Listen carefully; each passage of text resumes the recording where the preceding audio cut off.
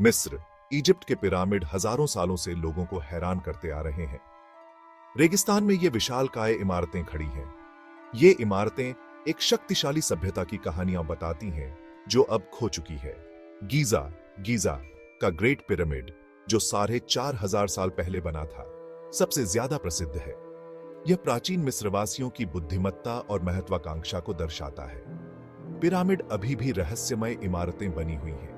उनके आकार और सटीकता को देखकर हम हैरान रह जाते हैं। आधुनिक तकनीक के बिना एक सभ्यता ने इतने बड़े काम कैसे किए? आखिर उन्हें इतने बड़े बड़े काम करने की प्रेरणा कैसे मिली? यह ऐसे पिरामिडों के रहस्यों के बारे में बताएगा।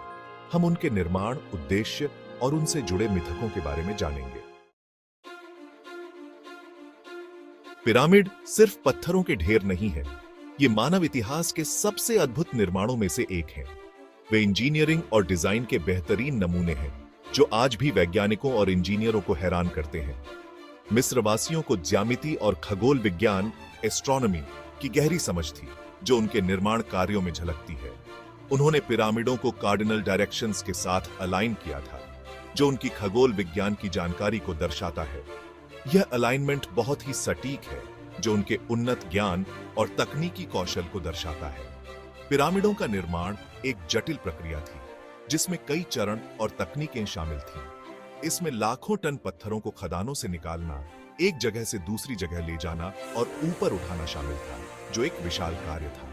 राजा के कक्ष में इस्तेमाल किए गए ग्रेनाइट के सबसे बड़े ब्लॉक का वजन 80 टन से भी ज्यादा था, जो उनकी ताकत और तकनीक को दर्शाता है।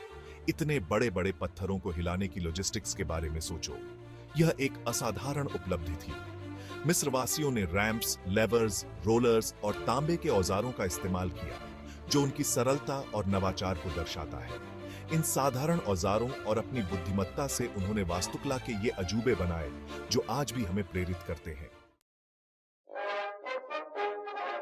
पिरामिडों के निर्माण के लिए बहुत सारे मजदूरों की जरूरत थी। आम धारणा के विपरीत, पिरामिडों को गुलामों ने नहीं बनाया था। सबूत बताते हैं कि कुशल मजदूरों और कारीगरों ने इन्हें बनाया था। इन मजदूरों को अपने काम पर गर्व था। वे राष्ट्रीय उद्देश्य और धार्मिक भक्ति की भावना से प्रेरित थे। मजदूर पास की बस्तियों में रहते थे। आर्कियोलॉजिकल एविडेंस से पता चलता है कि उनका समाज सुव्यवस्थित था।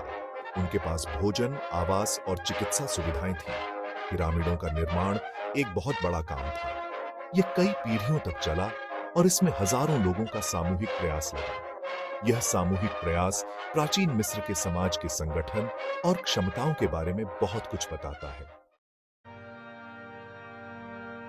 पिरामिड केवल कब्रें नहीं थीं। फिरौन की आफ्टर लाइफ की यात्रा के लिए डिजाइन किए गए ये विस्तृत परिसर थे। मिस्रवासी मृत्यु के बाद के जीवन में विश्वास करते थे। वे इस यात्रा के लिए बहुत तैयारी करते थे। पिरामिड आफ्टर लाइफ के प्रतीकात्मक द्वार थे।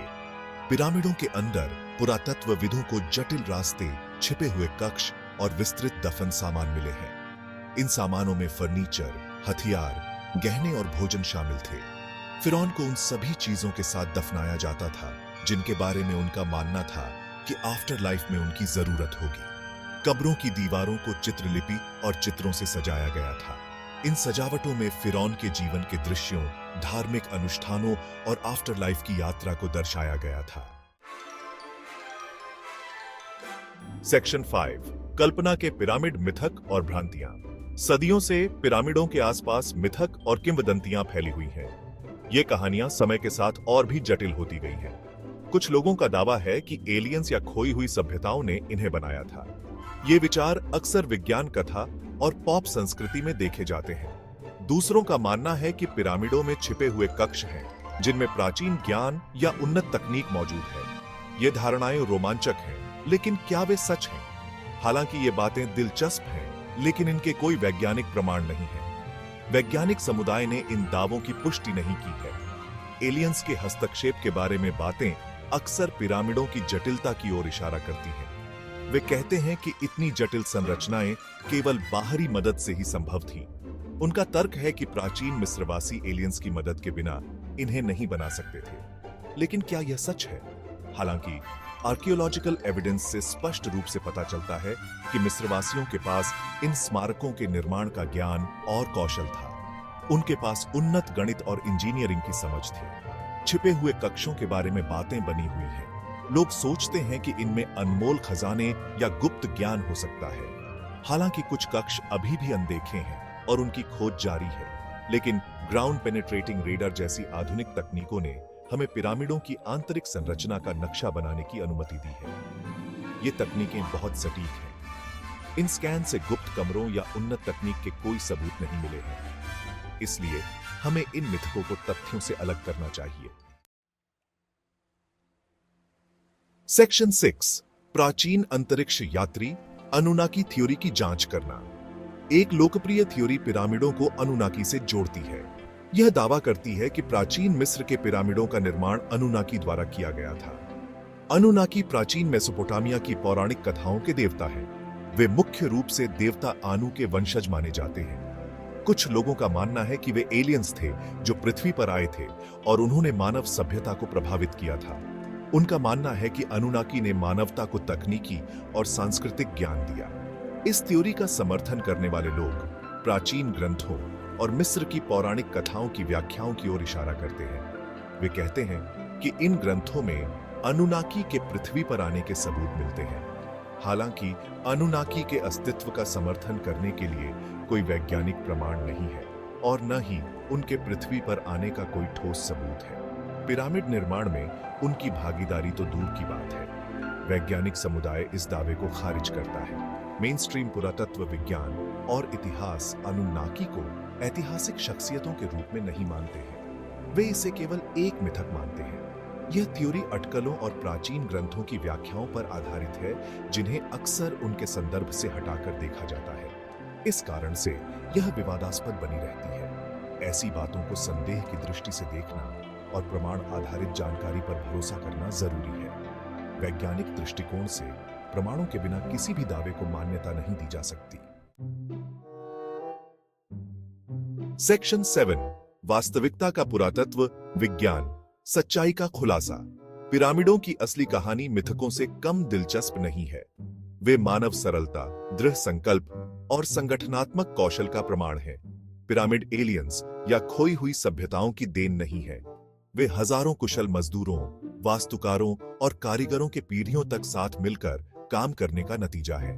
आर्कियोलॉजिकल एक्सकवेशन से अनगिनत कलाकृतियां और निर्माण प्रक्रिया के बारे में जानकारी मिली है।